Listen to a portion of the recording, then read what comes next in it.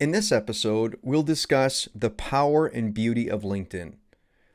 We'll talk about things like how LinkedIn is here to serve you, not the other way around, the power of setting up your own page. You have an opportunity to watch and listen as Daniel takes us through adjusting my personal page, the simplicity of what it actually takes to create meaningful connections and forge strong client relationships directly on LinkedIn, why creating an honest and informative LinkedIn page is an absolute necessity, how opening an account, I don't know if you knew this, and not setting up your main page will actually hurt you more than help you. And of course, how to pick the LinkedIn strategy that works best for you, for the best results, best strategy for you. Now, to be completely honest with you, I ditched social media platforms like Facebook and Instagram years ago. I love connecting with people heart to heart in a social setting, but being on social media for me just doesn't deliver a strong sense of deep, authentic, and genuine connection.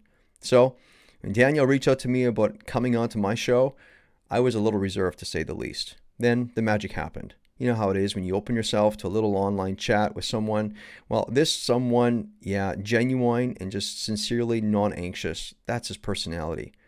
Unlike the other hype and overtly charismatic individuals that you'll typically experience when you talk with a social media evangelist, Daniel was just something very different. Calm and relaxed, he laid it out in simplicity. Rushing not to chase the silly dream of 1 million followers, he chose to focus on the distinct executables that make all the difference. I want to challenge each of you to experience Daniel. He helped me, a severe skeptic, direct my energies towards the exact solutions and actions to position my LinkedIn page to organically magnetize the ideal connections and clients with a beauty and simplicity that's hard to beat. Now, if you want to stop the self-sabotage, raise your standards, and participate with unshakable confidence, you'll want to take the Maximize Your Life quiz found at www.jameshepner.com/quiz right now. By taking this little quiz, you will discover exactly where you're making your life unnecessarily difficult and exactly where your behaviors are cutting you from the outcomes and goals you crave most. Your quiz results will pinpoint with precise accuracy the exact areas to focus on. This will immediately activate your ability to use your time and resources effectively and instantly set you on your path to create higher level gains with, you know what we want, less strain. Why not get down to the base and discover the truth about what's controlling your life right now? I challenge you. Take a few minutes. You owe it to yourself. You are worth it, and your experience of life depends on it. Give yourself the gift by honoring yourself and taking 5 minutes to invest in yourself. Take the Maximize Your Life quiz now at www.jameshepner.com/quiz and finally set yourself on the path that will lead you directly to what you want and need most now.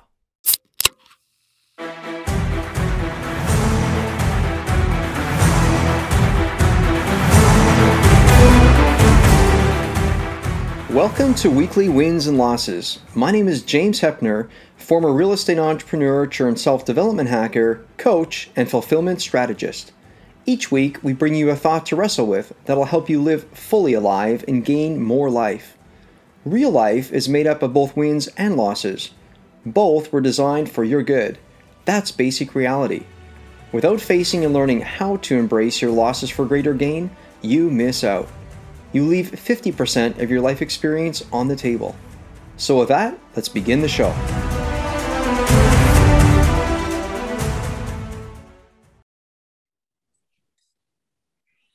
Welcome, friends. Today I have someone on the show that's very untypical for me. This person isn't social media, but it's social media done a little differently. Daniel Alfon, welcome to the show. Alfon, sorry, Daniel, but welcome to the show. Thank you very much, James. It's a pleasure to be part of the Weekly Wins and Losses with you.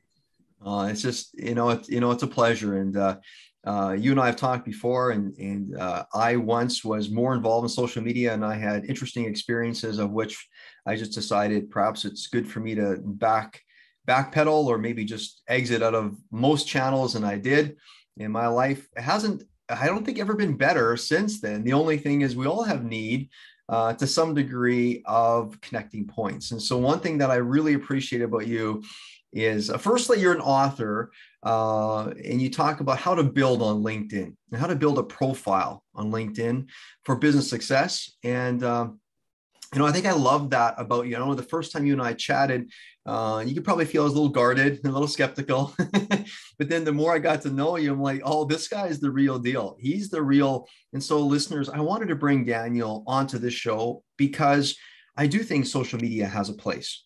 And I do think if we do it well, and if we find the right platform, and if we find how to properly use it. And I think key thing is if we find someone, a guide, somebody like Daniel, somebody who can lead us through and help us to understand how, and Daniel, I'm going to botch this probably, but I know when you and I talked earlier, you said the nice thing about LinkedIn is LinkedIn gets to wrap around you. You don't link around LinkedIn, or you don't wrap around LinkedIn. You actually live your life, and you allow yourself to build a profile. And again, you can do it two ways. You can build a profile of one that is probably you trying to modify yourself for some type of social media platform. And of course, what's going to happen is you're going to leave yourself high and dry. And so, Daniel, again, welcome to the show. And let me say it like this. Listeners, Daniel joined LinkedIn back in 2004. So that's a few moons ago. And he's published articles, interviews, and exclusive content about advanced LinkedIn strategies to clients and subscribers. And of course, he has a website, which we'll share later on. But, here's the thing, ladies and gentlemen, this guy knows his stuff. When I got to speak with him, talk to us, Daniel, just for a hot second. And there's no expectation here for you to deliver anything as good as you did the first time we talked. But let me just say it like this. I have a deep appreciation for you, my friend. You're an authentic, honest soul. And just, honestly, I'm just so honored to have you on again. Thank you. My pleasure, James. I was looking forward to this. Yeah.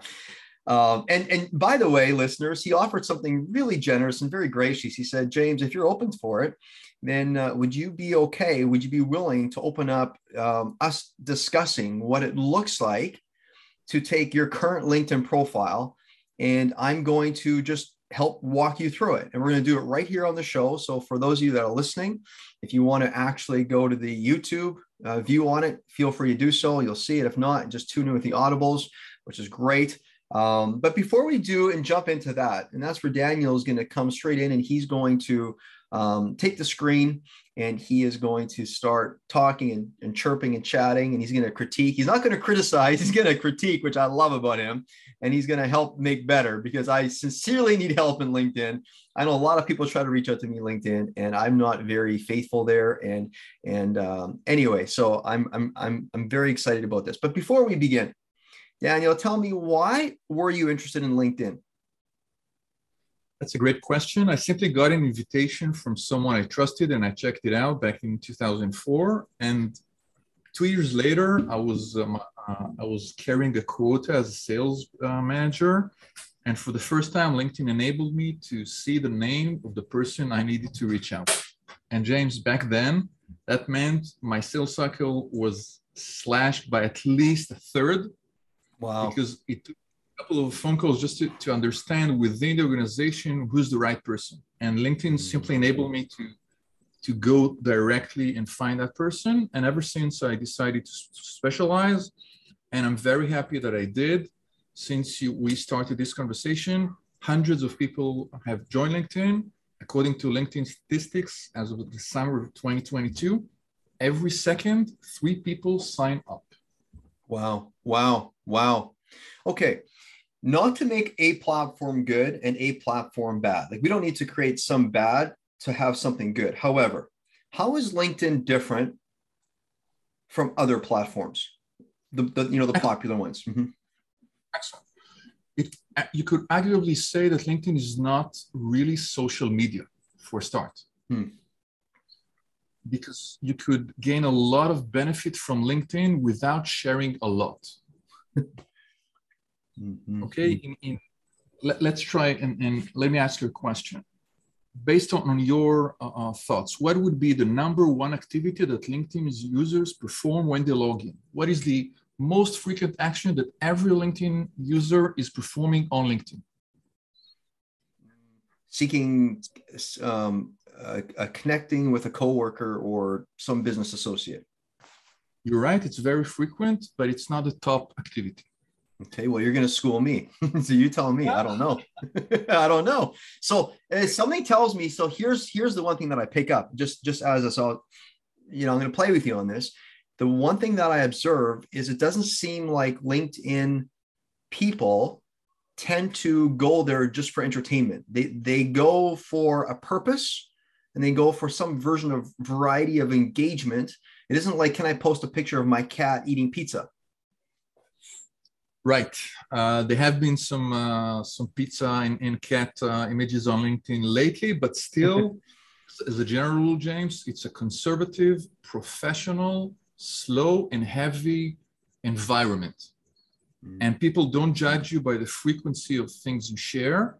They judge you by the quality of the latest public action you've performed, whether that was 6 months ago or this morning. So you don't have to be frantic about it. And just to mention the most frequent action, according to LinkedIn statistics, the most frequent action is visiting other people's profiles. And if you think about it, James, on Twitter or Instagram or most of the other social media channels, we're here to consume the content. And the way you build your profile on Facebook or TikTok is less interesting for most people. They would simply want to watch that video on YouTube or see something else. Whereas on LinkedIn, because when our audience here, if they Google their own name on LinkedIn, many of them will find that their LinkedIn profile tops the list. Mm-hmm. Even people who are published authors and they've done TED Talks and they have a lot of engagement, still LinkedIn will be one of the very top results for people. So slow down. You don't have to do a lot on LinkedIn, but you better make it count. When you do, it has to stand out as professional. Otherwise, we're losing something. We'll lose our reputation, and we've worked very hard to maintain that professional reputation. Mm-hmm. Mm-hmm. That is what I actually did. I remember you mentioning that when you and I talked, and I actually Googled a few names just prior to our conversation, and people who don't have a platform, like they don't have a website and I know this about them. And honestly, listeners, try this. Type in a few people that likely don't have a business or don't have a website or anything like that. And the first thing you're going to see in the top part of the search will be LinkedIn. So this is how they're known on LinkedIn. Mm-hmm. Excellent. So a simple way to think about it, if you don't have a website, then you can treat LinkedIn as the website of yours, as your website. And if you do have a platform, then enable people to discover you on LinkedIn and then visit your own platform. So what you're thinking is let them get to know you through an optimization engine. Like SEO on LinkedIn is pretty high. Yeah. So instead Absolutely. Of buying into that SEO, instead of having to create it, you go, no, let's maximize what's there. And then we can nicely utilize and leverage off of that. And then so let that be the invite after they've seen your LinkedIn profile to go to your website. That's interesting. Love it. Yeah, in fact, if you mention searches, then billions of searches are run on the LinkedIn platform. Okay, LinkedIn has close to 900 million users, and billions of searches are run yearly on the platform. And it could be an interesting thought to think about the keywords that people are going to use when they look for someone with your specialty. Okay, that is the SEO for LinkedIn, but maybe we could start with something much, much simpler. If you allow me to share my screen, I'm going to show your profile as it looks today. Yeah, but just before you do, if you don't mind, help the listeners understand a concept. And listeners, I wouldn't doubt if you've had this experience. So if you've been part of a social media or a LinkedIn profile, and I like how you're kind of separating. It's like fruits aren't the same as vegetables. They might be in the same category, but it's not quite the same. Okay. Yeah. And so I like how you draw a nice little wedge there. It's a little different, but to the idea of if you've had an experience with social or LinkedIn, and or if you haven't, we all hear of stories where people say, social media controls me. I'm going to be on constantly. Talk to listeners about the uniqueness of LinkedIn in relation to, and when you reconcile that concept that apparently we got to be on all the time, like it controls our life. How is LinkedIn different? Mm-hmm. I love the question. LinkedIn, as you rightly mentioned, LinkedIn is here to serve us and not the other way around. And because our audience doesn't expect us to hypershare and to share to death on LinkedIn, then a simple question we could ask is how much time would we feel comfortable dedicating to LinkedIn on a weekly basis? And you can say 10 minutes. If you cannot find 10 minutes for your career, then don't be on LinkedIn. It's better not to be on the platform than doing a half-baked job. But I believe most people will be able to find 10 minutes a week. Obviously, if you can dedicate more time, you could get much faster results. But let's start with something you would feel comfortable. And the important word here is consistency. Instead of binging LinkedIn for a weekend and forgetting about it for 6 months, try to think about the minimal amount of time you will not miss. And that's what I said 10 minutes. I didn't want you to make it overwhelming. The minimal amount of time you could dedicate to LinkedIn, if it's 5 minutes, 10 minutes, 15 minutes, 20 minutes, that is your plan. And if you are able to limit your consumption of LinkedIn to those 10 minutes or 20 minutes, then the questions become, if I have 10 minutes or if I have 20 minutes, what do I do with that time? But you call the shots, James. No, LinkedIn doesn't force you or me to stay on the platform. Mm-hmm. Mm-hmm. So listeners, I want you to pick up on that. You call the shots. Now, I know some people have said that even about other platforms. It's like you call the shots. The only thing is other platforms are going to get penalized to the exact degree that you're not constantly in someone's face, like updating feeds and swiping constantly, right? And so I love this play on consistency and the minimal time that you will what was it that you said? The minimal time that you will not? Maybe the minimal amount of time you could dedicate to LinkedIn on a weekly basis. Oh, that you will not miss. Sorry. Yep. That you will not miss. I love it. Beautiful. Okay. So awesome. Love it. You've set it up. Oh, and actually, could you just another quick question before we dive in? I know that, and who's this gentleman? He's from New York. Oh man, he's often social media guy. Gary V. Gary V talks about organic views on LinkedIn compared to other channels. And again, I don't need to say other channels. I mean, I don't need to make a bad person or a bad group here, but he says in relation to other channels, you get organic views proportionally, percentage, whatever. Can you speak into that in relation to LinkedIn? Yes. Okay. Gary V is a phenomenon. I don't want to compare anyone to Gary V. I was fortunate enough to see him on stage at one time, and he resonated with the audience, and he was vulnerable and extremely interesting. What Gary V, I think, mentioned about organic is something that our listeners need to think about. You don't have to pay LinkedIn. You don't have to advertise. And the simplest way to use LinkedIn and to leverage it for our advantage is to be organic and thoughtful when we use the platform. Organic is important. Thoughtful is important too. If you only have one of them, then you're leaving money on the table, or you're spending too much time, or you're not getting enough results. But if you are thoughtful and organic, that's the best way for most people to leverage LinkedIn without becoming slave to the platform, without waking up and thinking that they have to share something. No, you don't have to share a lot. Mm-hmm. Mm-hmm. Well, okay. So, and I love that. And so there's something else that comes to mind, and thank you for exposing that. So that's spot on. Another thing that I think he ended up saying was something in relation to, let's say you post a video, a short little clip on other channels. You may get 30 views, but you're going to get 10x or something views on LinkedIn. And guess what? They're all organic views. So that's the why are they organic? I mean, I have my own illusions and we've talked, but for listeners, why do you believe they're organic? Because it's LinkedIn. 99% of LinkedIn users are not premium users. Okay, so they don't pay for advertising, and whatever it is, they do thanks to their organic reach, if you'd like. And if you compare it to Facebook, to name one platform, in order to gain a minimal exposure, you need to pay. You need to pay to play if you want to work serious, and that's not the case with LinkedIn.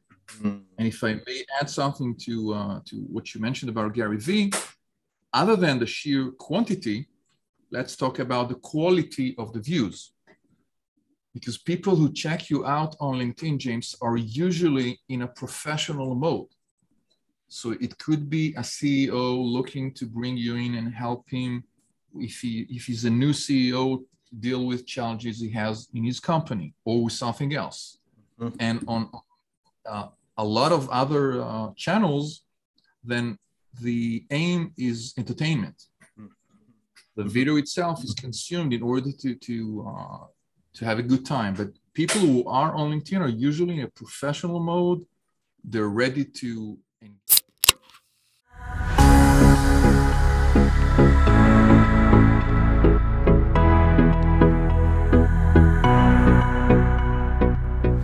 So the question is, how do we strengthen both our mind and body effectively? Maybe I should add, why is strengthening our mind and body even something that we might want to seriously consider implementing on a daily basis? It's all about maximizing your opportunities, maximizing your ability to experience a rich life instead of a mediocre life, maximizing your ability to bring to yourself and others around you what you were set on this earth to deliver and enjoy. What's not to love about stretching yourself and experiencing the truth about the incredible capacity that you actually have? Listen, I really value you and I want to help you maximize your life by sharing a few of the specific strategies that have made all the difference in my life. I want you to feel mentally and physically strong so you'll be well prepared when you are most needed, so that your mind and body will be entrained to know exactly what to do when others are running for the exit signs, and so that you'll activate your ability to easily identify the opportunity no matter how challenging the situation. So, I've carefully put together a well-curated resource that will make it super easy for you. Simply go to www.jameshepner.com/self-help hacker, where you will be able to see some of my favorite books and specific biohacking modalities, supplements, and biohacking experiences that will allow you to feed your mind and body the specific and exact ingredients that will give you the mental and physical edge. Now, I should note, you'll see listed a grouping of biohacking experiences like whole body cryotherapy, bone density, etc., that you can experience at our biohacking lab located on the west coast of Canada in White Rock, BC. If you live nearby, feel free to book your session as you wish. Also, you'll want to take note of the specific discount code section that allows you to purchase products from my favorite vendors anywhere from 10 to 25% off by simply using the discount code JAMES. I hope you enjoy. To your life force, to your strength, here we go.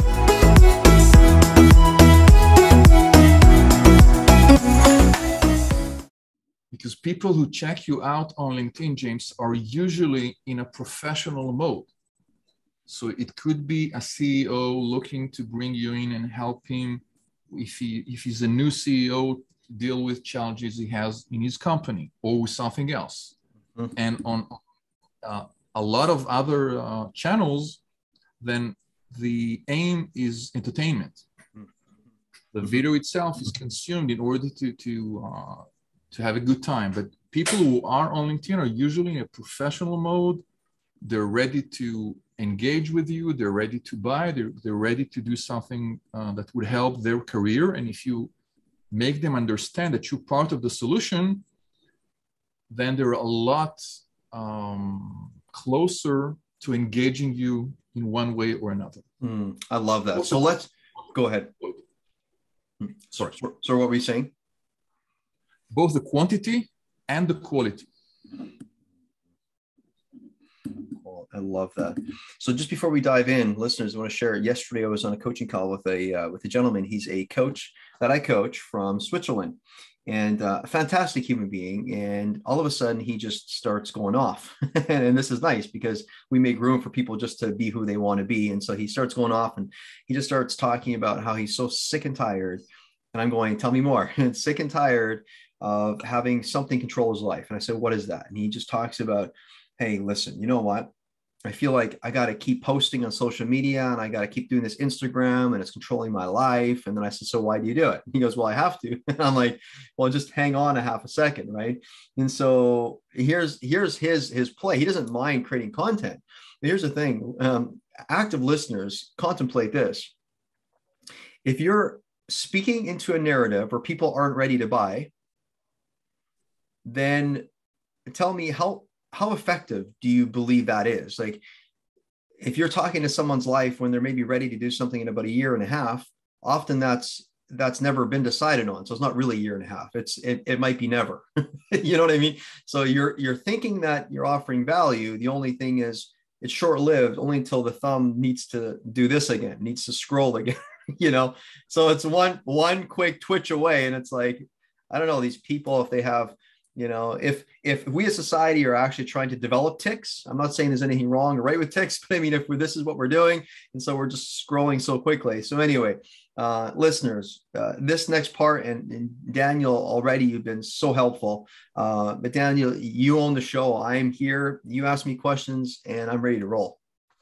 Thank you very much, James. Just before I share my screen, I'd like to say the important questions I'd like to ask you, and I'd like to take time to answer them thoughtfully as you can. 3 questions. The first is, who's the ideal reader you'd like to attract on LinkedIn? That's the most important question I would like our audience to think about. You cannot serve everyone at the same time. You need to start somewhere. Mm-hmm. So if you're an entrepreneur, your ideal reader usually would be your ideal prospect. If you're a job seeker, your ideal reader may be the hiring manager you'd like to work for in the next company you may join. Okay, so these are the 2 rough, frequent answers, but you call the shots. Again, if you say, I'm looking for guests for my podcast, or I'm looking for a sponsor, or I'm looking for something else, then that would be the answer. So first question, who's your ideal reader?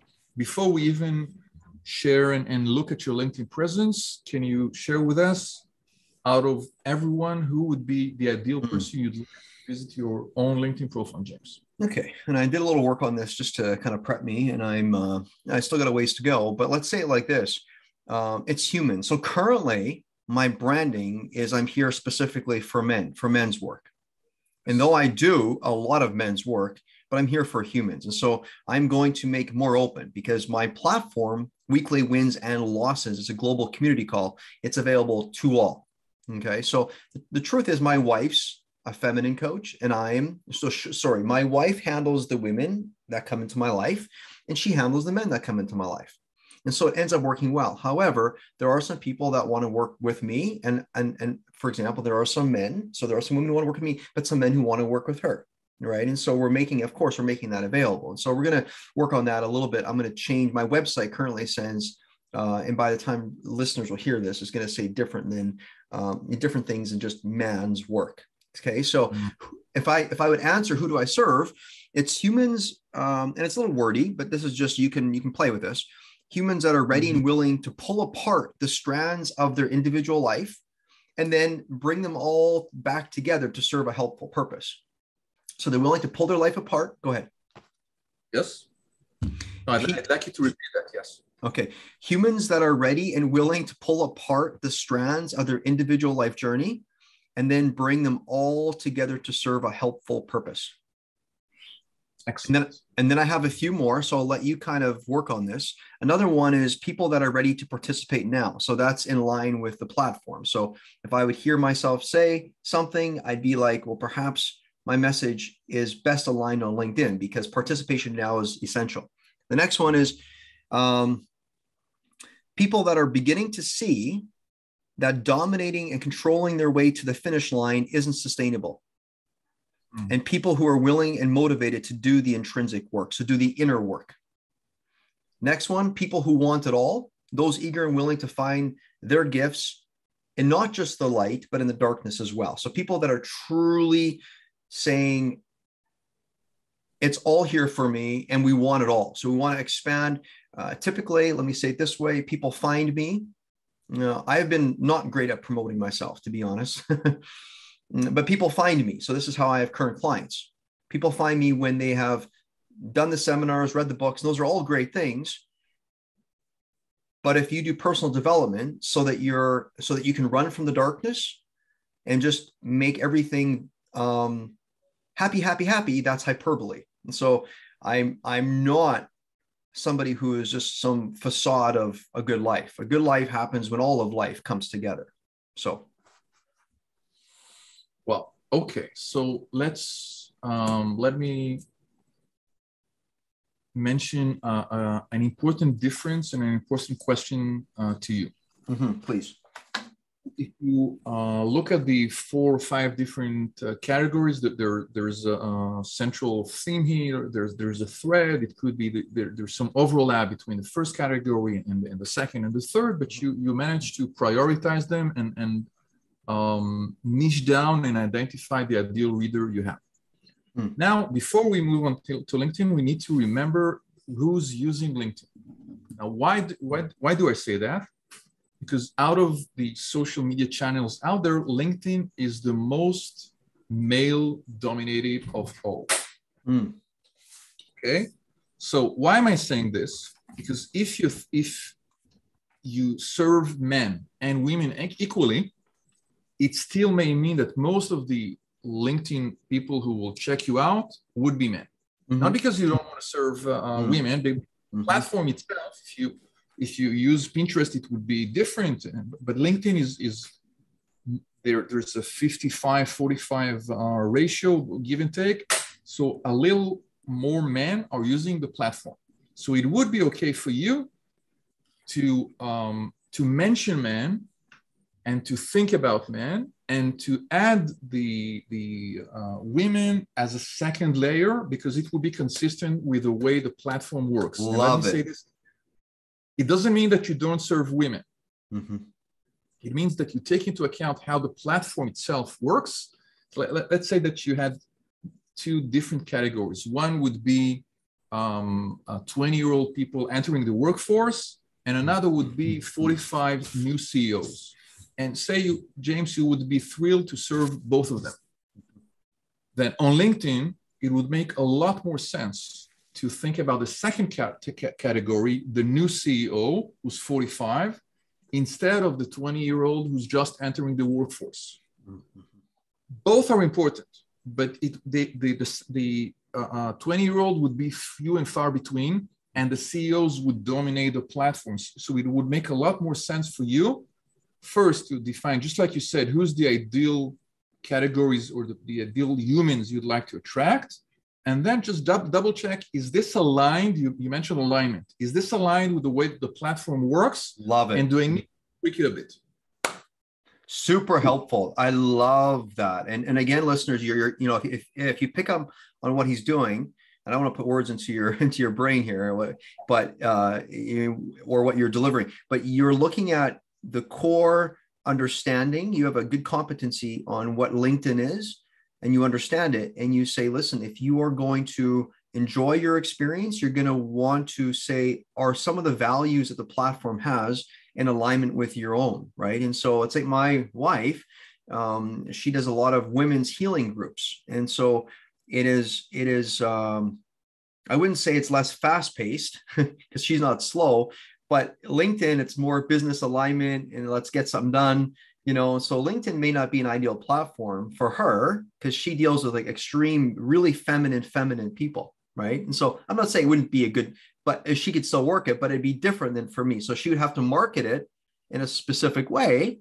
And actually, I'm hearing myself unfold here. She have to market it a certain way to best bring to light what she does so that the percentage of women that are on LinkedIn hear her core message because you align with what the platform has put in play. I love that. Excellent. And if we're able to hear both voices, Then the questions remain, who's your ideal reader? But James could say, my ideal reader is a new CEO that is typically 40-year-old, whatever, male. And your spouse could say, my ideal reader is a woman who wants to be more ABC, and healing is the solution for her. So the question remains the same, but we're different. And you can use LinkedIn to drive to the north, and your wife can use LinkedIn to drive to the east. Okay, the platform itself is here to serve you. So let me share my screen. And we're visiting now James's LinkedIn profile, if you're watching on YouTube. And this is the way your profile looks from the outside. What I mean by that is that when you log in and you visit your own account, people will show you all sorts of things. LinkedIn will show you all sorts of things that people don't really see.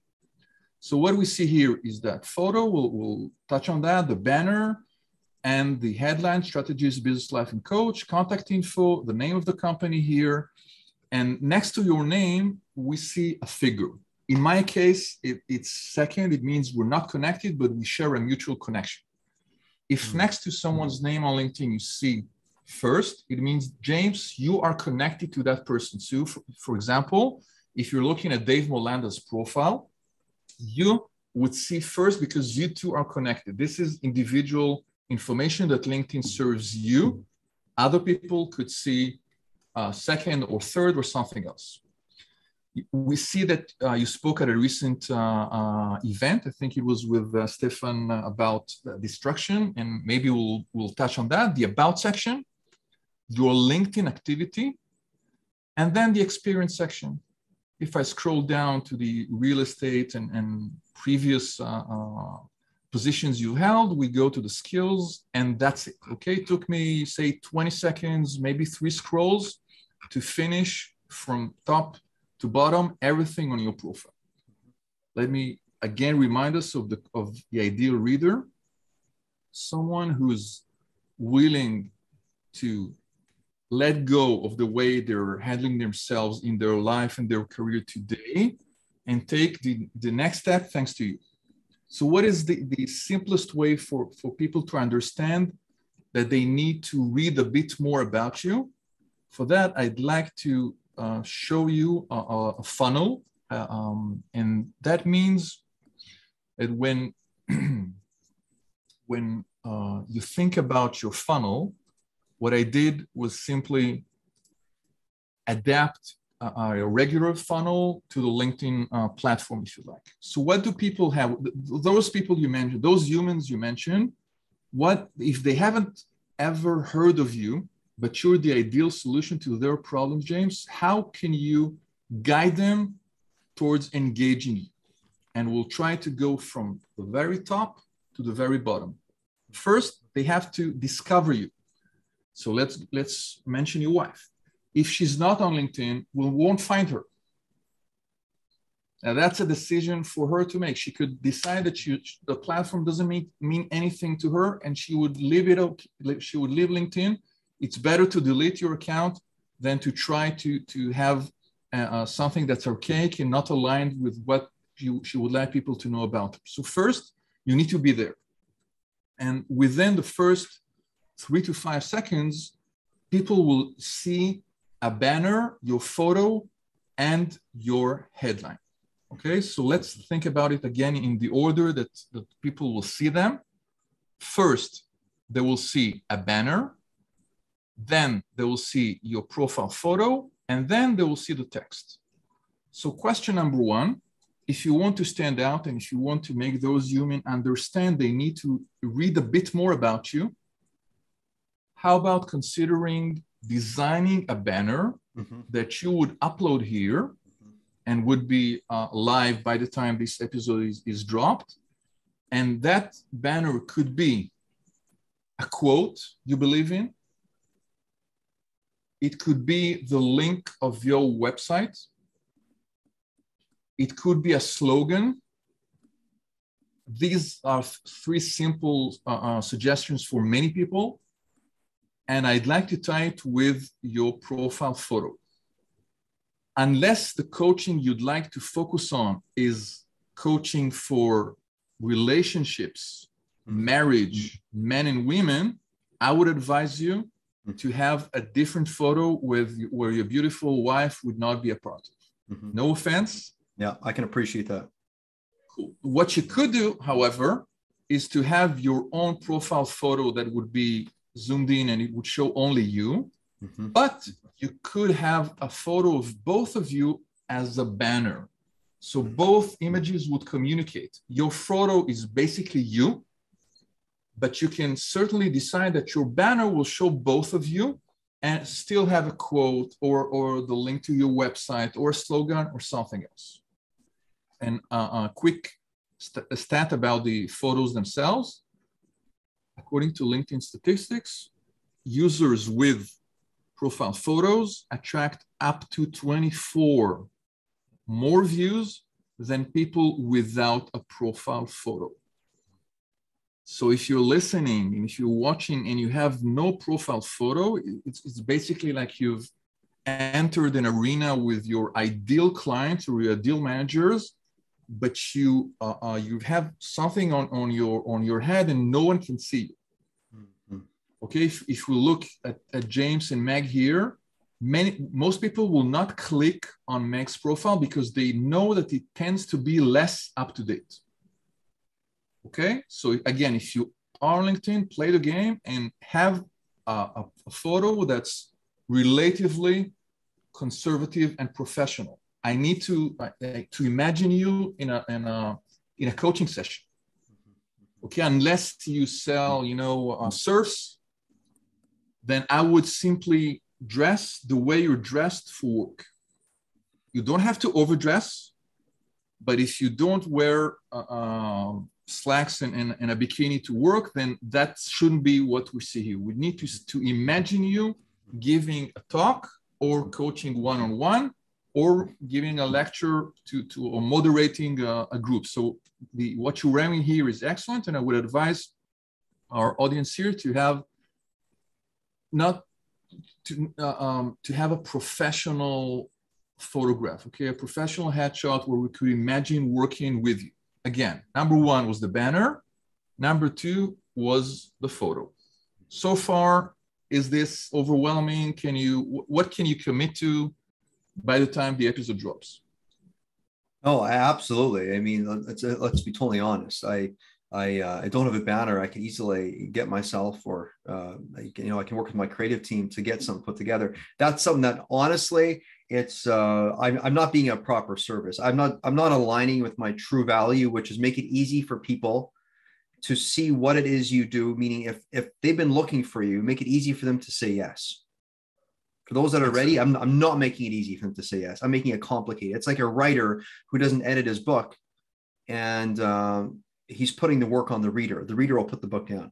So if I'm truly about a purpose and serving, then I would go about I'd go about the work. I wouldn't make them go about the work to dig in who I am. I got to make it easy for them. So I know I'm not making it easy. And let's be honest, I haven't put enough effort and value, but that's changing. I have you on the show. You're the one that actually is moving the needle on this one in my life. So I'll be totally honest. I'm actually really excited about this. But anyway, I will definitely, to your point, I'll upload a banner, and I will actually do so right at the very end. So perhaps I'll show how it was before, just as a retriggering for people, and how it is at current. So I would love to do that. Yes.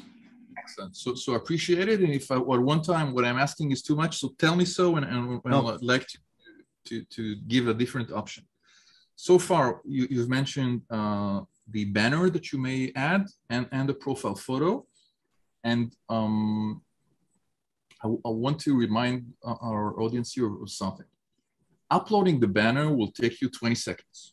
Designing the banner may take you and your team, a whole hour. But most people don't need a whole hour. They have something. They can take a screenshot of the website.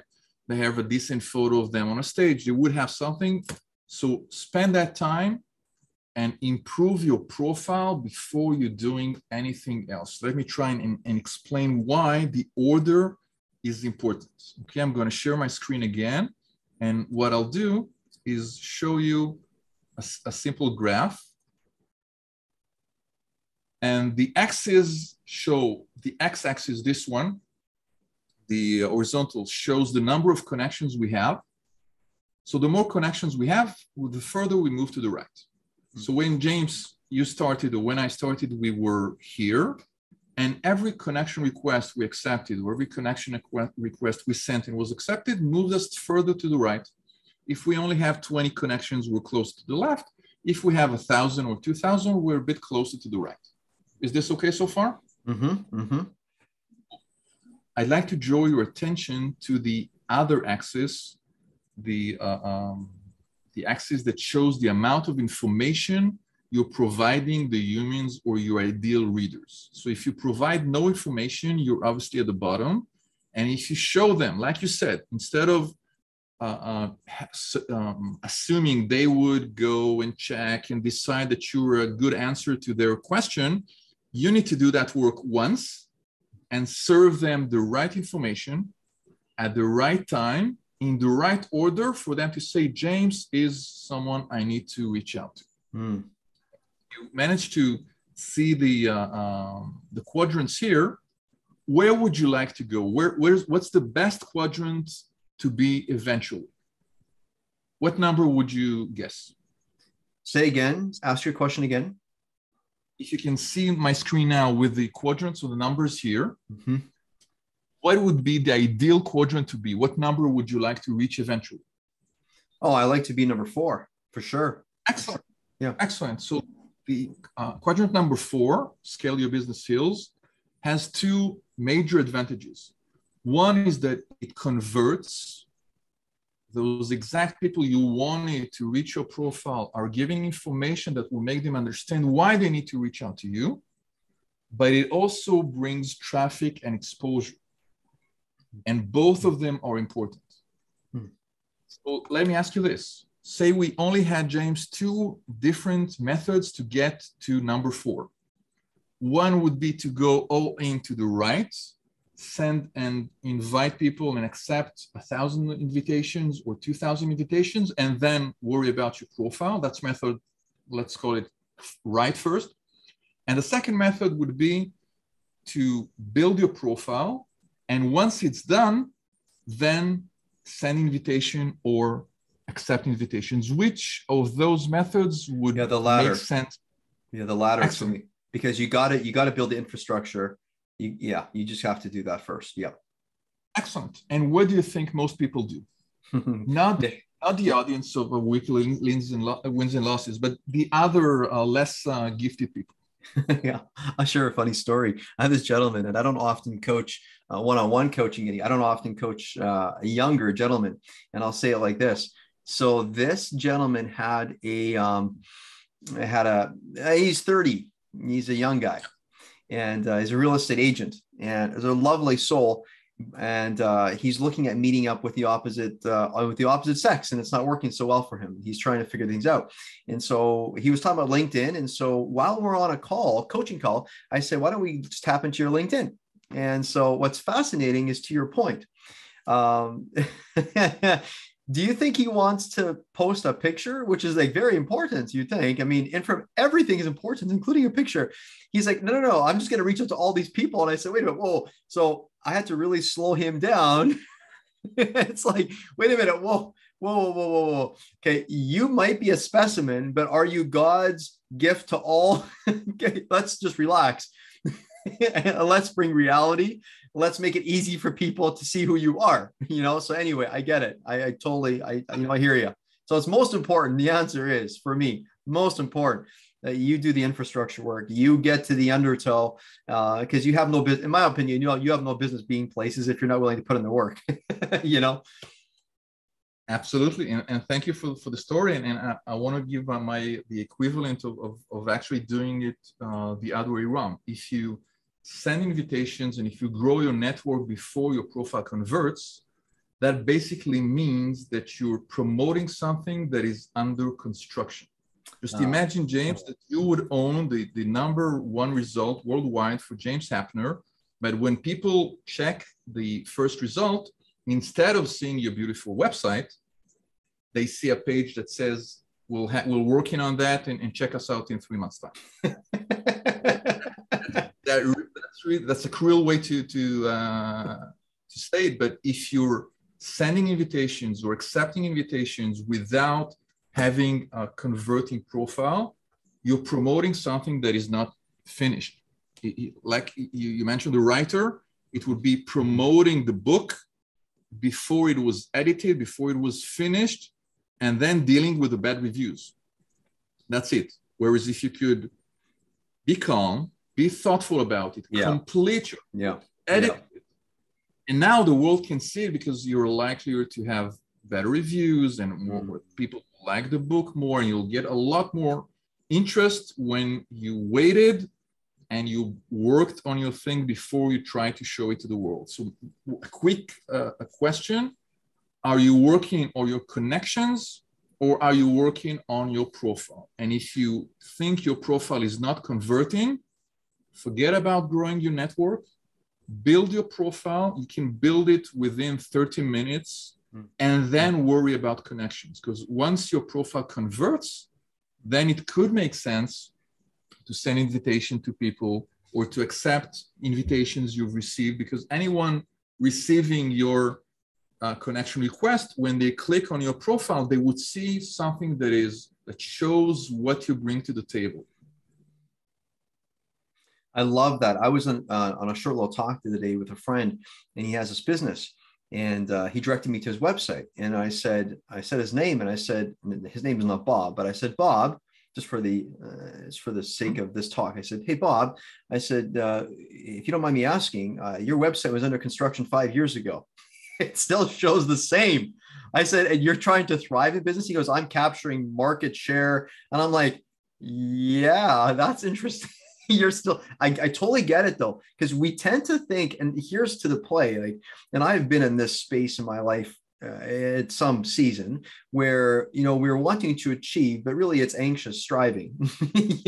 We're so full of anxiety and we're like, can I just skip all this? And so whatever it ends up being. So we want it before we're willing to put the work into it. And so I think to slow the whole narration down, and it's like, that's what you're doing I love it here. Keep going. But you're slowing it all down and gently bringing us back to reality. And that's, if you are looking for value, then you might want to position yourself as a value person. That's what you would be about right from the beginning. So I don't want to make those of you who haven't done that feel awful. It is what it is. And the best thing to do something about is, if you want to do it now, then that's the good news. So there you go. Absolutely. Thank you very much for this. And, the best time to launch and to work on it would be when it's ideal. The second best time is now. Yeah, that's right. That's so good. That's so good.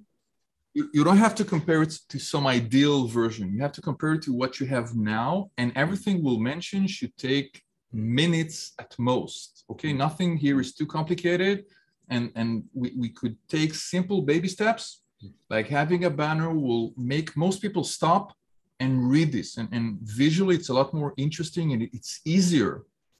Many people will visit your profile, and there are three ways three main sources of traffic.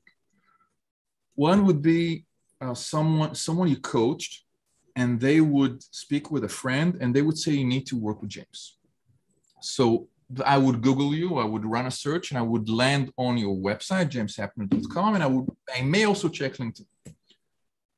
Because I trust that friend, if what I see is aligned with what I'm looking for, I'm either going to ask him to make the introduction, or I'm going to contact you via website or any other way.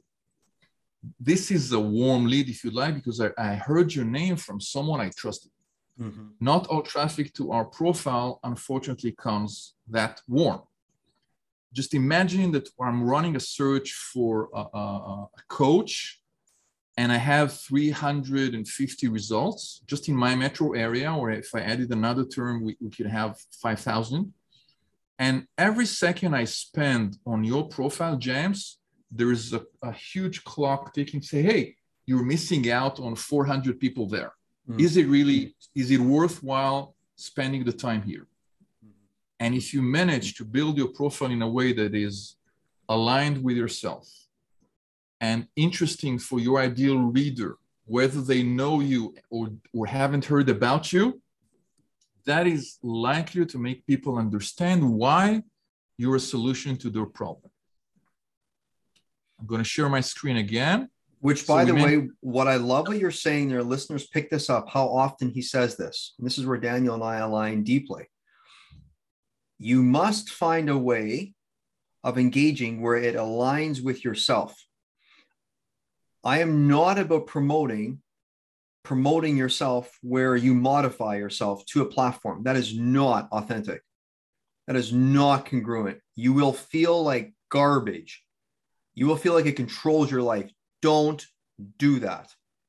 You know, and that's in my opinion. I'll say it like this: do what you want, but you might want to think it through. So before we go on the next slide, something I want to quickly share with you about why I just hit me now. Why did I post that picture of myself and my lovely? Why did I do this with Meg and I? To be honest, it resonated. I didn't know, I think, in the moment why I did what I did, but I'll say this now. I posted it because I wanted people to leave us alone. What I mean to say is, apparently I'm supposed to have a LinkedIn thing because that's a professional thing. So I'm going to put something there, but I'm going to actually create something where people don't create a bunch of music for me. Like just like have random, because I didn't know, like, you know, Facebook Messenger, it's all kinds of, hey, blah, blah, blah, blah, blah, blah, blah. I'm like, listen, I'm not investing my time and wasting my energy in like debating like cat eat soup or cat eat pizza. I could care less. I hate to say it, but I'm here for a mission. Yeah, I want to relate with what you're doing. But if we want to meet at the comedy club, then let's meet on stage. Let's go there. So so recently, and so I'm sure as you go through it, you'll see I've posted stuff more recently. And so I'm not wanting to be left alone. I'm more okay with, but of course I've got to, and like you say, put banner, change my profile picture, because to the point on organic views. Here's a short little story, listeners. And Daniel, I want to share this. You don't know this yet, but what's interesting is I had a gentleman reach out to me 3 weeks ago. And I thought, because my first thing is when I see something from a channel, like I still associate it, which I'm now going to separate that wedge. LinkedIn is a little different than social, but I saw apparently there's a message from LinkedIn. So I go to this person, and I'm just going to call the person Jay, not the real name, but Jay reaches out and says, hey, listen, I want to have a conversation with you. And I'm thinking he's just going to hit me up for some sale and he's going to be selling me how I can make this all better and blah, blah, blah. But he has an authentic little reach out. And then I see the connection, and the connection piece that we have is one that I authentically really connect with. So I'm thinking this is worth it. So there's to the point. And so I reach out to him. I said, sure. And I'm like, okay, I'll make myself available. I send him my calendar. He books in a time. We have a little talk. And you know, what's interesting is I was dumbfounded.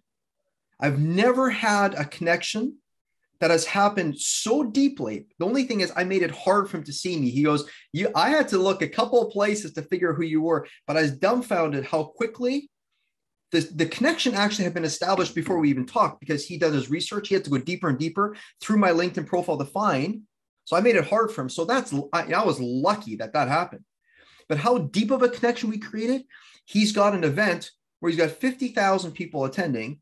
And he goes, I asked him, how'd you find me? He goes, I had my people look for, and somebody connected with one of your people and they saw what you're doing. He goes, and I vetted you and I curated you. And he goes, I want you to be one of my top speakers at my $50,000, a virtual for 50,000 people virtual event. And the people are coming who are entrepreneurs who are mostly in alignment with what I do. So I'm thinking, how is this possible that a sloppy, but I'm going, listen, I got to get behind this real quick. And that's why I'm glad I booked with you, because listen, don't get me wrong. I'm glad that he was willing to research deeper and deeper, but to the point on, I chose a photo that was trying to have people leave me alone. It didn't work. The only thing that did work though, is that, to your point, one of my most recent postings had him go, let's go further. But again, I'm lucky. I don't want to just create that random luck. I want to be about creating helpful luck. Like grace is there. I don't control it all, but I want to make it easy for people. But yeah, continue on. Thank you. So you're bringing excellent points, and maybe we could touch on them a bit later or some other time. Our network is the most important element that will make people decide whether they want to reach out to you or not. Mm-hmm. And that means that if I trust someone and I ask him about you and he says you need to speak with James, mm-hmm. then you could have a sloppy profile. It won't change anything, because that person's trust has enabled the mm-hmm. event producer to decide that you're worth vetting, and then decide you're worth being on that stage. And our network is important, but let's not get over ourselves. Please. Yep. I'd like to mention the question that you had about whether you should share that photo or not. So in general, what I brought up here is a simple formula or 3 questions that you could ask before performing any action on LinkedIn. And if you allow me to, I'll refer to having that profile photo of yours. Please. Yeah, I'm not offended at all. I mean, clearly I now know why I did what I did. Excellent. So the 3 questions, first question is, do you like it? Okay, so you may have a lot of photos with your beautiful wife. Pick one that you love. Otherwise, you won't like what you're seeing. So this is the first step. Do you like it or don't you like it? Second question, people are connected with you on LinkedIn. When they say they would notice the photo now, or you upload a new photo, would they nod and say, yes, this is aligned with the way I know James? And if it's aligned and your network thinks it's aligned with you, then we can move to the third question. But if your network looks at it and say, what were you thinking when you had that? And I'm not speaking specifically about that photo. If you have some other banner with extreme sport and people have never heard you were practicing, then they would think something is unauthentic there. So first, do you like it? Second, is it aligned with the way people who know you think about you? And lastly, the third question, that human you wanted to reach out to you so you could help him by coaching him or coaching her, would they be interested in a photo of yours with your spouse or not? Now, your goal when all 3 are affirmatives. If you like it, your network says, yes, that's the person, and that makes it attractive for your ideal reader. But in some cases, something will be missing. If you like it and your network approves it, but it repels your ideal clients, then you avoid your leaving money on the table. If you like it and but that's the only thing, and your targets are interested, then what you could, there may be a gap between what they know about you and what you're doing now. So you pivot and you're not, instead of serving mostly men, you're doing something else. Then you need to educate them. You need to share, and you need to reach out to those people to make them understand that although they know you as James X, James X has now evolved and is also working with category V or something else. Okay, so I'm going to revisit your profile and suggest something else. Okay, so if you don't mind, can you go back to that slide, just the one you had up? Sure. If you don't mind, for listeners, I'm just going to reveal to you. So here's to the point. If I think about when I initially created, and this was years and years and years ago that I created this profile. And as you heard me say, I was literally doing this so that people would leave me alone. And so this is how if I be honest, when I look at this chart, this is really helpful, Dan. Thank you so much. This is perfect. If I'd ask from a past tense, how I view this slide, if I'd answer the question, did I like it? The answer was yes. The next question is, did my network approve? Maybe, but it's kind of like, well, so it's kind of a maybe. It's not quite sure. Now, here's the thing. What I'll be completely honest about is, are your targets interested? My answer is no. Even from back then, they weren't interested. So that's how they'd effectively leave me alone. So I've effectively gotten to where I want to be. I want to have no engagement, which is not helpful. If I'd ask myself where I'm at now, do I like the picture? Do I love the picture of my wife? And do I love the picture of her and I together? It's beautiful. I love it. It shows a relation. Do I like it? The answer is flat no. And here's why I don't like it. I'm not making it easy for people. I'm not serving people. I'm basically clouding their judgment, because I'm not just about marriage. I like marriage, but like, for example, my kids aren't interested in getting married, or at least one of them isn't. So who is to, you know what I mean? It's not just that. It's like, do I like it? The answer is no. I'm not that relatable. And does your network approve? The answer is no. They don't approve. They don't approve, meaning they're going, I'm looking to again, even if I'm in a marriage, it takes 2 healthy individuals to make a good marriage, if that's what you want. So at the end of the day, I need to focus. There needs to be a platform where I can focus in a safe way, an empowered way on my individuality and how I can build community within this. So why isn't someone just willing to show their own picture of themselves? So does my network approve? The answer is no.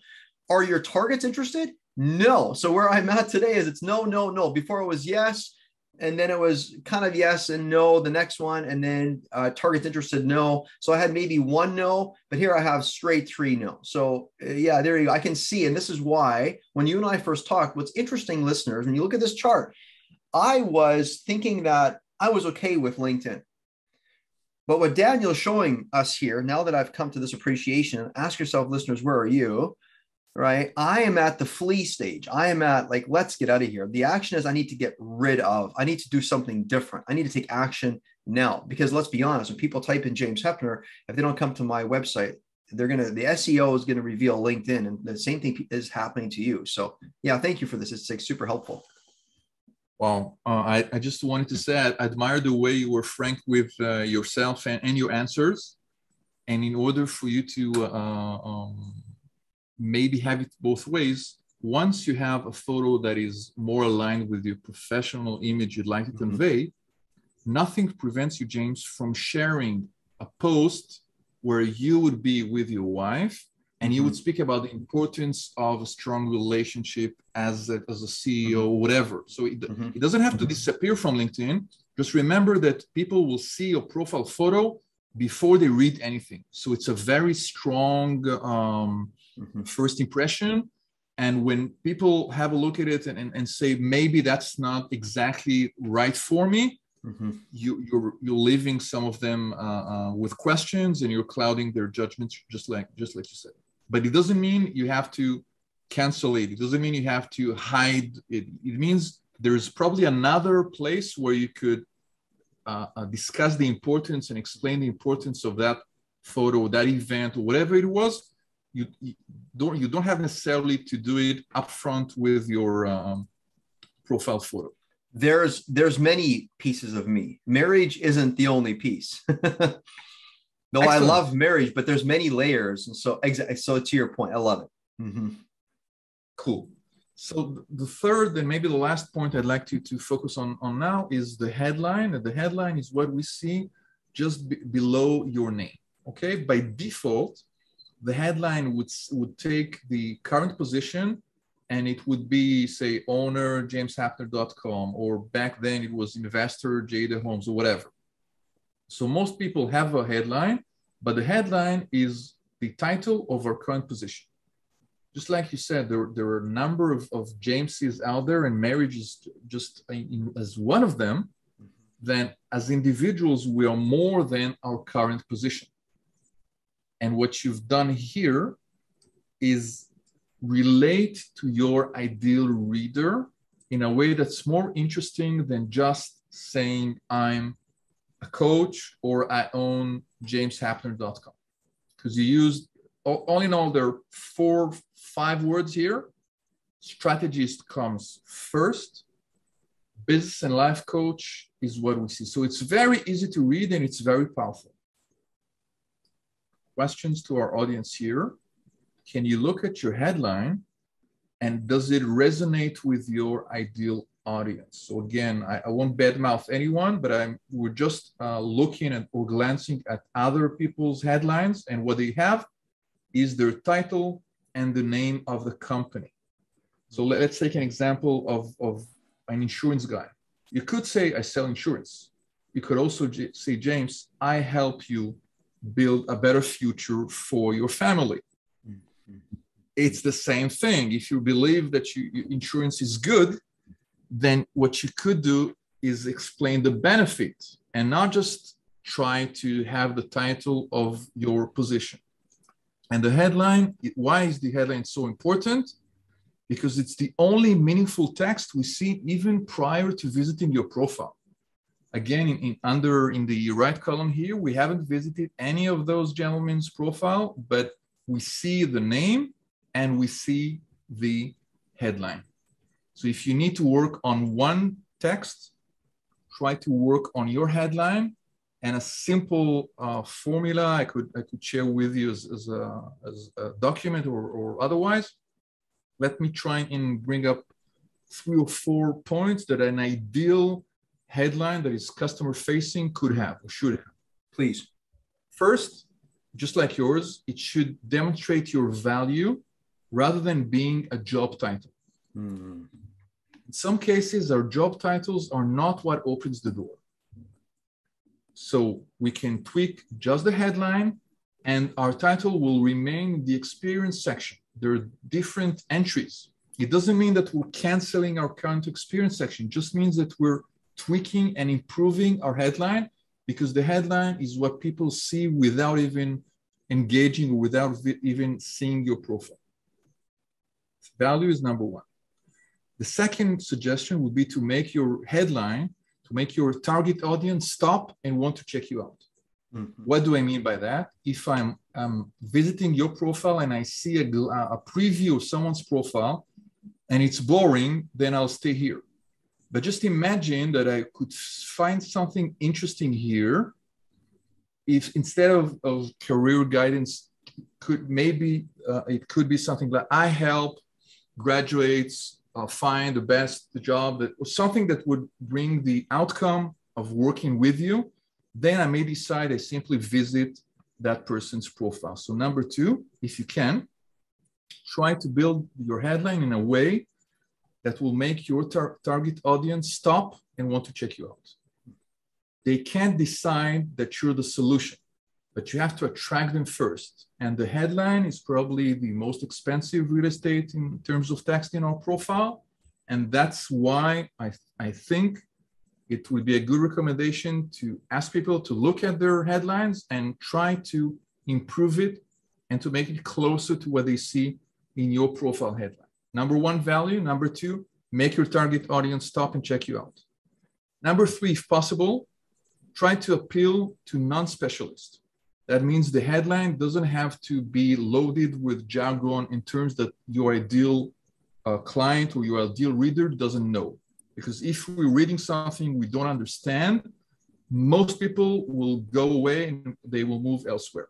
It doesn't mean that the complicated or complex terms have no place on your profile.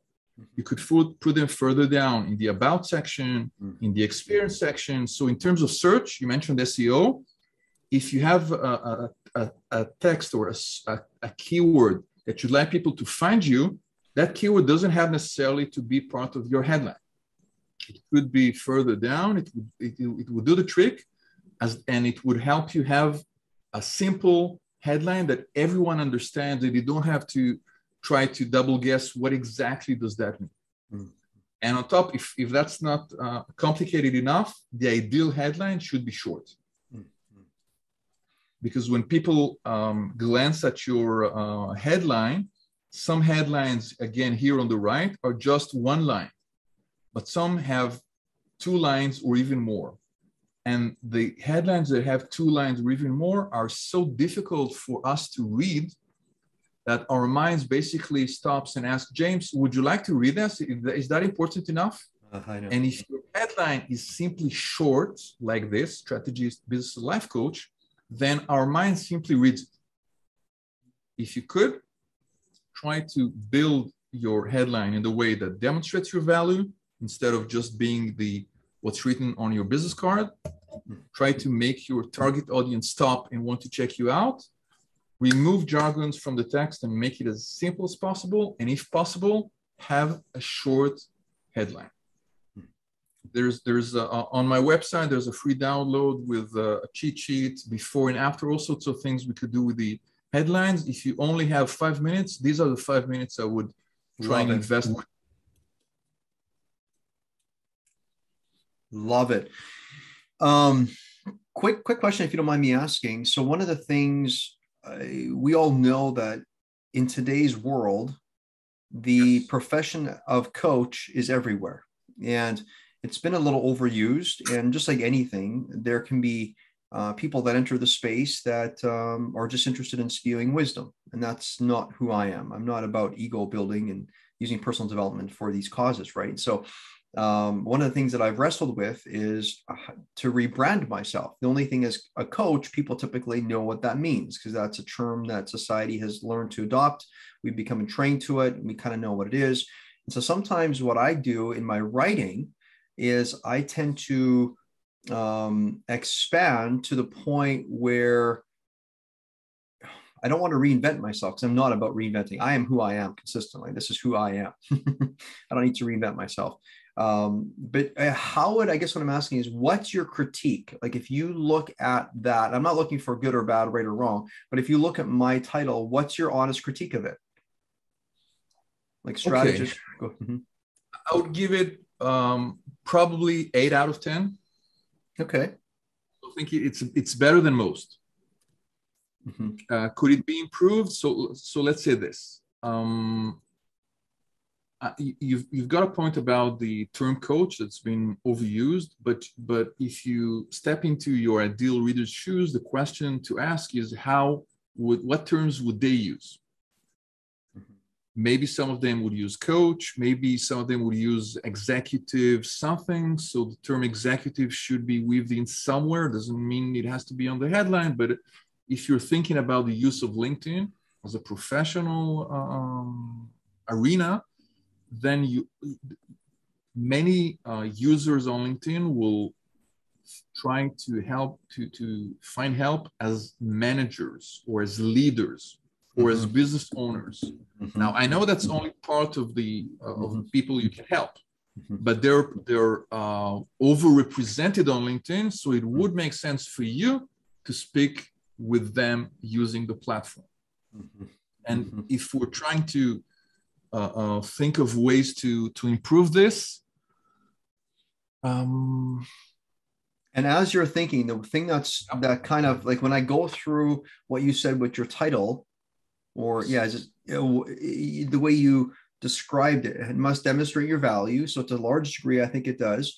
The only thing is where I stop is where it says make audience stop and check it out. I'm not sure if this makes me stop and check out. I'm not sure if this is what yours is, where you go, how can you make it a 9? And again, I'm not tasking you to do my work for me, but just even as the listeners, as they tap in, right? So, often I find that we can make things tacky. Like, for example, people call me the self-help hacker.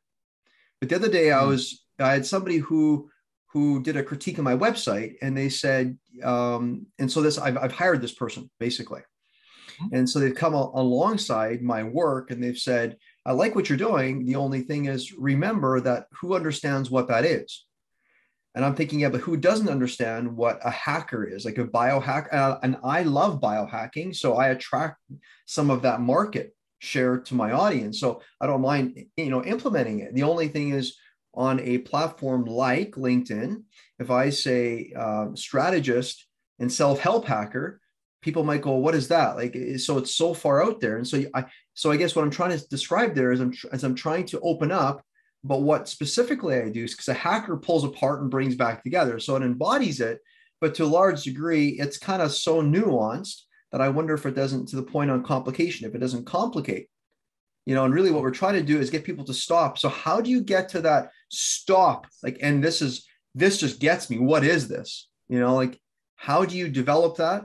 And I'll be honest, I'm not a known entity the way that a Gary V is, or like some of the names we met. And I don't want to be any of these people. Gary V, Tony Robbins, they live their life. You and I live our life, but I just want it to be where it's authentic to me and not reinvent myself, that it looks like I'm anxiously craving for an audience share that isn't supposed to be mine. I just want to make it easy for people to see who I am, that are ready and willing to find me, basically. Okay. So the short answer is that your ideal audience, when they see that headline, they are intrigued. Okay, because I'm afraid when I said that it looks like an 8 out of 10, most headlines I would give probably 4 out of 10. I'm not saying it can't be improved, but it's very good because it's short, it brings the business aspect and the life aspect. It has the term coach. And most people would find it enough if they're interested in maybe engaging with you or going to your website. And let me suggest 2 quick things. One that you could do, and our audience here could do, is think back about people who have joined working with you, your past clients, your current clients, and try to think about the way they would describe your work. On your website, you have amazing testimonials. So the way we would describe our work does not necessarily mean that our clients would do the same thing. They would not use the same terms. Michael Affronti here, or Cruise Holiday, or I've seen someplace else on your. Well, if you go to if you go to coaching, probably, yeah. If you go to coaching, cool. Yeah, I think there's going to be some there. So one question would be to ask yourself what here. So what terms are those people who have managed to work with you? What terms are they using? Is there a thread? Is there something you could borrow and try to make it your own? And the second question is to think about someone who could work with you, and ask someone you're not connected with to have a look at your profile and to tell you what they think. Oh, that's beautiful. And James, you would be amazed. Because what's important is not the way you and I think about strategist and business and life coach, but those people, would they be taken aback? Would it be intriguing for them? It cannot answer all the questions we have. Again, we can't make the headline too perfect. It needs to attract and to be aligned with what you want. And if you happen to ask 2 or 3 people to bring up LinkedIn app or bring you up and tell you what they think, you would understand the way your ideal clients think. And that's important. So would you say, so what I'm picking up from you is you're aligning with who your ideal client is, and then you create something that will have them, your ideal client, stop and listen, not the entire world stop and listen. Absolutely. It's a very important point, because if you're trying to be something for everybody, you end up with attracting very few people. Yeah, 100%. And one of the best ways to stand out is simply to decide, if I could pick the ideal category, the ideal niche, who would be the first people I would like to serve. And that makes you more attractive for those people than by using general terms and being a solution that's one size fits all. That's not the case. And so, which is why when you said earlier that this is an 8 out of 10, I'm not a person that focuses on perfection, but I do know that an 8 out of 10 is mediocre. So if you fit into the bracket of what's there, it can be seen as mediocre. And I'm not taking it as good or bad. What I'm just saying is my idea is to be about the worthy work who goes straight in and who's honest about who I am, who doesn't have and reveal any anxious striving towards thinking that he's missing out on a market by creating something so broad, but is willing to niche down and is very content with core connections that laser down with what you're being. Like, is that kind of what we're doing here? Is that what you're talking about? Like, and when I say that, I also want to bring, how do we reconcile, if that is true, that we are also about connecting people who are maybe not quite at the stage, or who are doing some work, who are getting interested. So, for example, my primary audience is men and women ages between 35 and 70. That's my primary people. Sometimes I have people who come to me who are like 22, 23, like this real estate agent, and sometimes 79. But primarily, and so I don't want to exclude them. But anyway, sorry, go ahead. I'm asking a lot of you here. Oh, fine. So I'll try to touch on 2 quick points. Because the headline is so demanding and so difficult to write perfectly, one way to do it would be to start with the about section. The about section is less, you have less of a limit, and you can write a whole story about it. So if you find it difficult to write a headline that would work for you, what you could do is use the about section and then find something within the about section that is so strong that it could be upgraded to become the headline. Yeah. And there was something else you mentioned I wanted to relate to. And let me try to close the questions we asked initially. Initially, we asked one important question: who's your ideal reader? But I'd like to wrap up with the next two questions. What, if you could make those people visit your profile, James, what action would you like them to perform? There you go. I would say yeah, you're looking for answer? Yes, sir. I would like them to continue along with what they already are in. They're in a state of curiosity. So let's continue on. So the action that I'd want them to perform is go a little deeper, discover a little more. What's the best way for them to go a little deeper? Concretely? Well, I don't want to see. I want to be, I want to be gracious in my approach. Like, honestly, I'd say just reach out to me. Like, just reach out to me and connect with me. Like, do that. And that's the best way. But if I would be, and again, this is maybe a bit of my weak side, but I want to make sure, because sometimes I can be, if I'm not careful, I can come across as being, I sense, too bold sometimes. So I'm always tempering that back with, well, maybe they just want to listen to a podcast and want to get to know me and, whatever. I'm not trying to prove myself or like defend who I am, but I want to be sensitive to who they are as individuals, right? Go ahead. Excellent. So would you say that visiting your profile is likely to be a way for them to get deeper, and then maybe some of them would take the next step? Yes, 100%. Excellent. Do you mind sharing your own screen and your own screen on LinkedIn and performing one more action for me? So open up my own screen on LinkedIn. Yes, sir. Okay, let's do this. And what we'll do now, what we'll ask James to do, is simply to add a visible link to jameshapner.com in a way that would make most people see it and visit it. So when you're ready, do share your screen. Okay.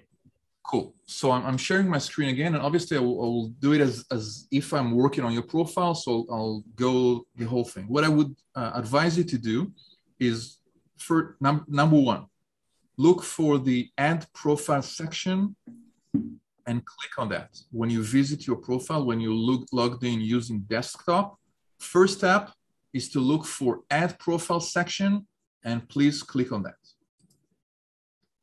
Now, I'd like you to click on Recommended and Featured. Again, Add Profile section, then Recommended, and then Featured. Now you click on the plus sign and you click on Add a Link, and you paste the best link you'd like. I'm using jameshapner.com. If our audience here would rather show their ideal reader something else, please do it. When you click on add, you wait a couple of seconds, and LinkedIn is trying to find an image. That's that image. If you're not happy with it, you could click and edit it. And what you could do is change the text itself. So it says, instead of home, it would show the link itself, like this. In the description, if you'd like, you could say, I help man XYZ. And you basically click save. Now I'm going to do something that I don't usually do in live trainings, but I'm going to click on save. So sorry. Just to show you how it would appear on your profile. So I'm going to revisit my own profile. And when I do, the first thing that you see here is a link to your website. And just imagine, because I have a number of featured items, this is only maybe a third of my screen. But if I only picked one, then your image will be full width and the text will be stronger. So let's just say it again. First step is to go and click on Add Profile section. When you click on Add Profile section, you select Recommended and Featured. Then you click on the plus sign, Recommended, Featured. You click on the plus sign, you select link, and you paste the link here, whatever it was. Beautiful. Yeah. So let's wrap up what we discussed, because I don't want it to become too overwhelming. The first thing to do is to ask yourself if you want to be on LinkedIn. If you want to be on LinkedIn, who's your ideal reader? What action would you like them to perform? And are you making it as easy as possible for them to understand why you're part of the solution? And today we discussed 3 elements. The first is the profile photo. The second is the banner. And the third is the headline. Why do these count, James, more than the others? Because this is what people see above the fold. If this is attractive, more people are likely to scroll down. If this is vague, if this doesn't help them understand they need to read on, then many of them will not read on. So help me understand the headlines. Where would that appear if this was on mine? I'm sorry that I couldn't log into mine for some silly or share it. I can log in, but I can't share. Where would it appear? Would it appear just directly above the highlight section? Because I saw it on yours and it was really nice. Are you referring about the featured section? Yes, or what you just added, like the website you just added. Yeah, it would be on top of let me show you.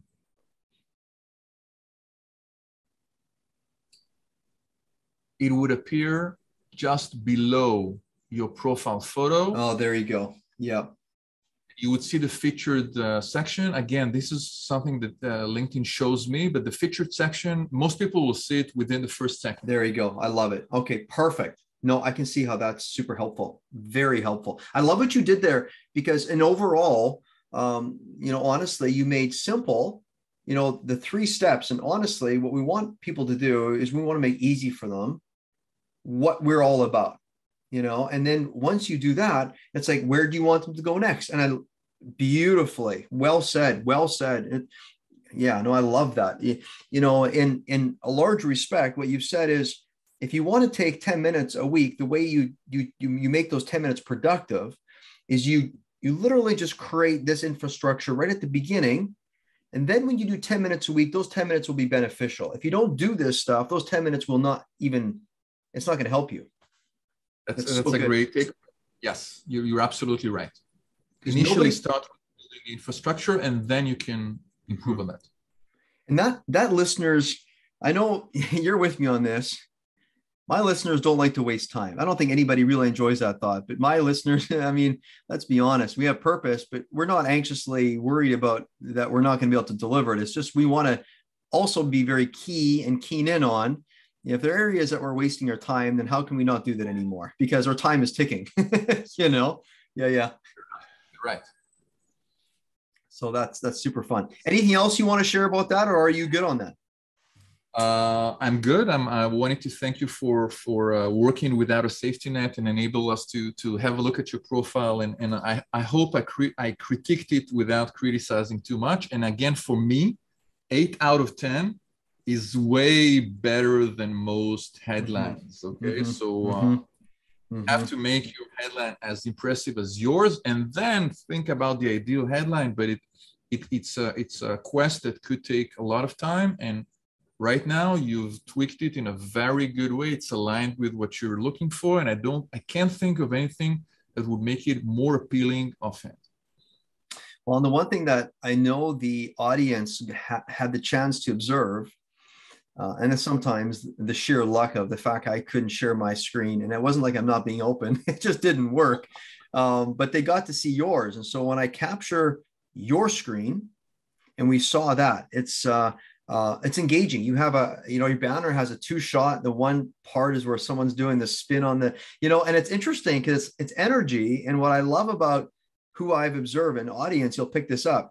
Daniel is a pretty frank person who has an energetic connection with life, and he likes the spontaneous, and he's well able to flow into that. And that's what makes him really fascinating, right? So we saw how that was there and it captured. So of course, when I connect with you here now, and when you observe Daniel, you're gonna feel how that banner actually reaffirms who you're observing here. It's right in connection with. So thank you for so much for that. When you say thank you for providing the safe space, I'd say this, my friend.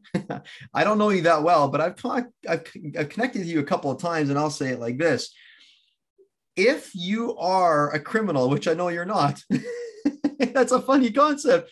But my friend, you are way too lovely of a human being. Your heart is too good for that. Let's just say it like this, okay? So I love your energy and I love what you bring here to the table. And I mean this in all authentic, organic way. Like you got some important work, and you know, I love how you've reached into this whole idea of social, or how to collaborate with people from this essence of, you know, almost through a active form of rebellion, but you're not doing it in anger. You're not saying, we're not picking up from you, at least I'm not, that you're doing this to say, you know, all that other crap is garbage. You're saying, no, there's a subset, a healthy subset of humanity that says, listen, how can we make what's here serve us? And you just so happen to bump into LinkedIn, and I think it serves you well. You are a person that I observe, and yeah, I've gotten to know you over, you know, a few calls, an integritous human being, someone who says, I want to live my life on my terms, which means I will not berate or belittle my values. I get to choose to continue my values, and I get to decide which platform best serves and aligns together with that. And, you know, I think each and every time that I've connected with you, there's something about even how you presented LinkedIn to me. And you said, listen, LinkedIn will actually penalize you if you are someone who is an anxious striver. I mean, if you're posting constantly, LinkedIn will actually, say that's no good. And to be honest, that is so in line within how I believe if we show up into this world and offer value through anxiety. I know to some degree we all are anxious, but we have to do that inner work and be like, listen, is this good enough? Am I trying to prove myself and defend myself, or am I just here to share what's come from me? And I think you got such important work. So brother, I want all listeners, I kid you not, I am for you, my friend. And I want all listeners to find a way and an easy way, because now we're really wanting to know how we can connect you. We saw your LinkedIn and we can all run there and connect with you, but you're about this great work, and I want people to find you. And what would that look like? And what would it look like to work with you? Perhaps you can first say what it is, or how people work with you, and where can they find you, if you want to end with that. Very much, James. The simplest way to do it is to go to my website. That's danielalfon.com. And you'll see all sorts of content and a way to book a call, and downloads, and a store, and articles, and the book, and everything is there. And it's been a real pleasure to speak with you today and to be part of the weekly wins and losses. I think I won a couple of points seeing the way you answered your question, and I wanted to thank you for that. You're very welcome, and thank you for being on, and thank you for just being so gracious and being you, my friend. I value authenticity, and you are one congruent human being. And this is a podcast that I was looking forward to for quite some time. And thank you for volunteering and making open your work. And especially you pulled up your profile, and I'd suggest you erase my profile, not because I don't want to be linked with you. It's just that it's not you. So I'm sure you'll remember anyway, but thank you so much for your time. And we will see you soon. Thank you, James. With inflation rates rising, interest rates shooting up, gas prices skyrocketing, and the continued global unrest, it's easy to find what's wrong in the world. Tony Robbins says, what's wrong in the world is always available, but so is what's right. Instead of trying to hope and wish the world into a better place, it's time to make the most important decision any of us can ever make, and that is to invest in yourself. Now, you already know that I've always stood with you as you've navigated the uncertainties of life's reality. However, it's now high time that I step up and take decisive action to walk alongside your current life journey by making myself available to you in a radically new way during these challenging times. For a limited time, I'm inviting you to a 45-minute strategic business life consultation at no charge and no strings attached. This consultation is where you'll regain the reins of your life. It's where you'll gain clarity on exactly why you're stuck, moving you directly towards your optimal outcomes. I'm humbled to say, however, my clients' generous reflection of their time spent with me reveals the truth. The skills they've been able to master in a short period of time by engaging in our one-on-one strategic sessions have changed their lives in so many ways. This is the only invitation that I can fathom that will put my skin in the game of your life in such a way that will allow us to address your specific needs with precision and excellence. 45 minutes, just you and I, together on a call to get you headed in the direction you crave most. Here's what my clients report after our one-on-one sessions. A decrease in indecision, an increase in clarity, confidence, and courage, an increase in fully being able to capitalize on what's directly in front of them, an increase in impact at work, on their families, and on their communities, a decrease in pain and suffering, and a decrease in anxiety. So, if you want to move beyond old stories, get clear on where you're headed so that you can shake your world, then here's a rich opportunity for you today. Simply go to www.jameshepner.com and stay on the page for about 45 seconds or so, and you'll see a little pop-up appear that will allow you to book in your business life consultation with me. This offer will expire and fill up. Maximizing this opportunity will set you up to reclaim and regain any of your inner power that has slowly been drawn down over these challenging times. And remember, if you want to stop the self-sabotage, raise your standards, and participate with unshakable confidence, you'll want to take the Maximize Your Life quiz found at www.jameshepner.com/quiz right now. My sincere hope is that you've gleaned a few nuggets for yourself and a few pieces of interest that help you move forward in your unique journey. So again, I thank you for joining me here. This is James Hepner clocking out. Until next time, peace out, rock up.